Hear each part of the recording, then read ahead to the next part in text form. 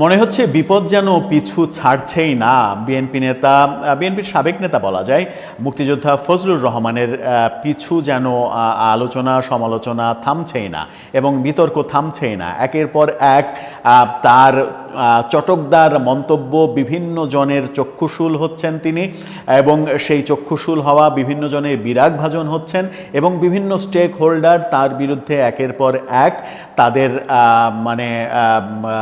তাদের মতো করে সিদ্ধান্ত নিচ্ছেন। এবার ঢাকা বিশ্ববিদ্যালয়ের ডাকসু থেকে সিদ্ধান্ত এলো যে ফজলুর রহমানকে নিঃশর্ত ক্ষমা চাইতে হবে, নতুবা আইনি পদক্ষেপ নেওয়া হবে।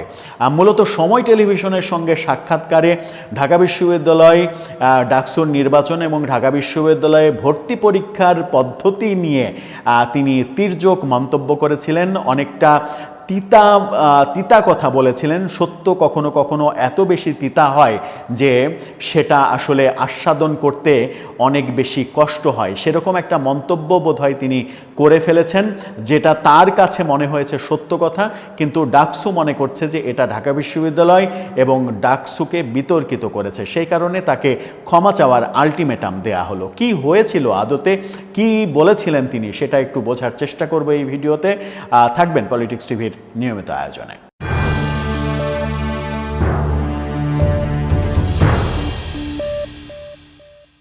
দর্শক, বলছিলাম বীর মুক্তিযোদ্ধা ফজলুর রহমানকে নিঃশর্ত ক্ষমা চাওয়ার কথা বলেছে ডাকসু। ডাকসুতে একটা জড়ো অস্তিত্ব। ডাকসুতে যারা এখন সক্রিয় হয়েছেন, ডাকসুর কমিটিতে এসেছেন, সেই কমিটিরই ডাকসুর জিএস ফরহাদ হোসেন স্বাক্ষরিত একটা চিঠিতে এই আহ্বান জানানো হয়। সেই চিঠিতে ফজলুর রহমানের বক্তব্যের নিন্দা জানানো হয় এবং তাকে নিঃশর্ত ক্ষমা চাইতে বলা হয়। গণমাধ্যম কি বলছে তাদের শিরোনামটা দেখে নিতে পারেন। সেখানে বলা হচ্ছে, ফজলুর রহমানকে নিঃশর্ত ক্ষমা চাইতে বলল ডাকসু।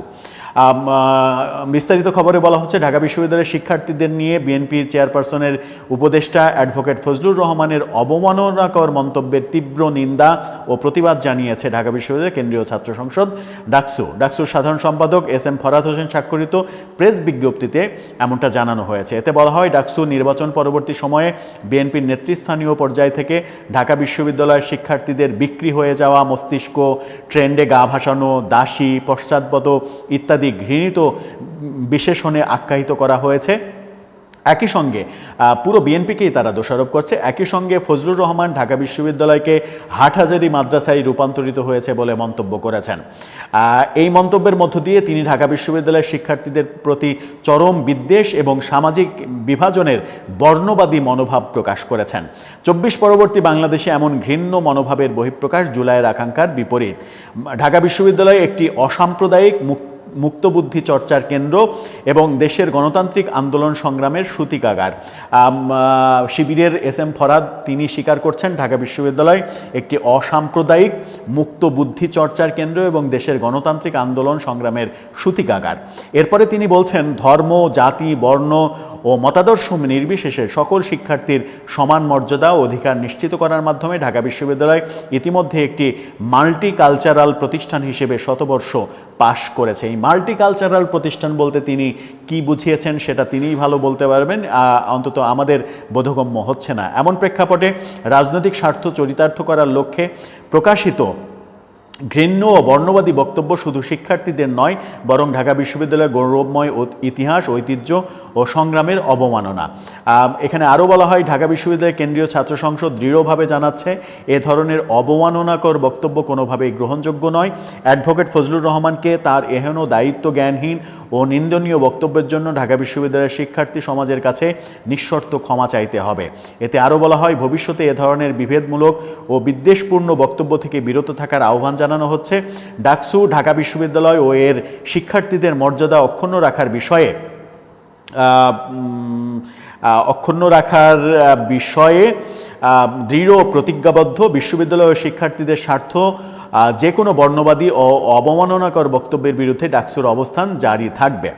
এই কথা যখন বলা হচ্ছে তখন একটু একটু শুধুমাত্র আমরা জেনে নেওয়ার চেষ্টা করি ফজলুর রহমান আদতে কি বলেছেন।